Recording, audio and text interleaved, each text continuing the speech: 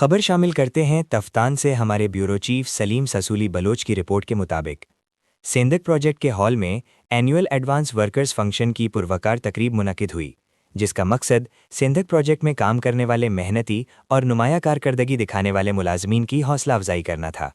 तकरीब में सेंधक प्रोजेक्ट में खिदमात अंजाम देने वाली चीनी कंपनी MRDL के आला हुक्काम, अफसरान और सैकड़ों मुलाजमीन ने शिरकत की। तकरीब में MRDL के president mister Tan, vice president mister Wang, vice president Haji Khalid Gul Yousafzai, vice president Ramzan Ali, deputy director administration Habibur Rahman Musazai, admin officer Mohammad Asif Balanushi समेत दीगर आला अफसरान मौजूद थे। इस मौके पर साल भर में बेहतरीन कारकर्दगी का मुजाहरा करने वाले वर्कर्स और एडवांस वर्कर्स को सालाना बेस्ट अवार्ड से नवाजा गया।